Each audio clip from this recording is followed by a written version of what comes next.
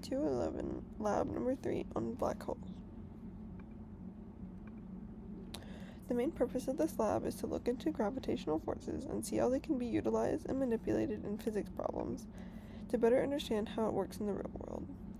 For this lab, basically, the first part is finding the mass of a black hole given by a personalized star based on your email address, and then the second part of the lab is finding an initial velocity to make the trajectory of a ship go near the black hole, but not through it, and not crash into the planet or be sucked into the black hole. Basically, the physics concepts that are used for this are a lot of things with the gravitational force, and then F-net, and the separation of F-net into F-net parallel and F-net perpendicular. This is Newton's second law and the momentum principle. And we also use the position update and the velocity update down here. This is my video of my part 1 orbit for my star.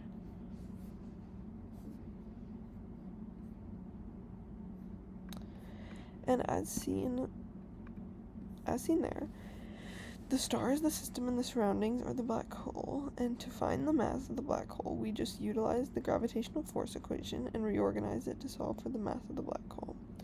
To find the gravitational force, we use the equations for F-net parallel and F-net perpendicular that we're seeing on the physics concept slide in order to find the separated ones here and the overall F-net.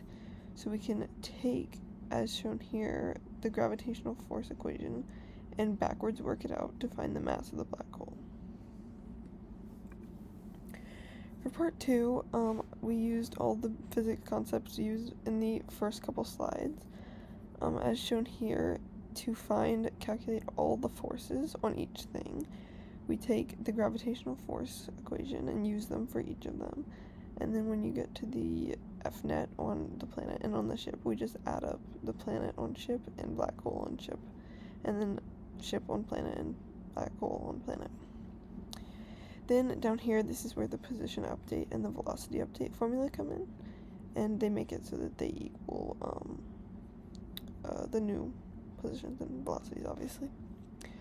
So for this, to find the initial velocities, I just used trial and error and finally came to these numbers, which provided this trajectory over here, which makes it so that the ship is long gone when the planet comes back around, but it does not get sucked into the black hole either. And these are the initial velocities. So for the what does it mean and what if questions, what does it mean for the rate of change of momentum and the net force? Well, they are different equations. The two are actually just the same. The net force can be found by the change in momentum over change in time, which is just the rate of change of momentum. And then for the perpendicular and parallel components of these, it's the same as well, just being dp dt of their respective directions. For the what if question for this one, it basically was saying that how do you make it so that the ship can get in a orbit around the black hole? And I tried to do trial and error, like it said, with many different initial velocities, and it just would not work. So I could not figure out what that could be. But I figure that it's probably something that is just right in the middle of not being too strong or too weak, and probably equaling or very close to the gravitational force from the black hole, so that it can equal out and make it stay in an orbit.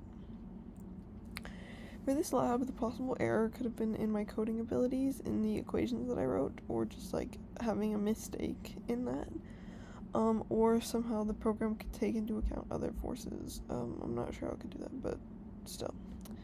So yeah, that was my lab. Thank you so much for listening, and thanks.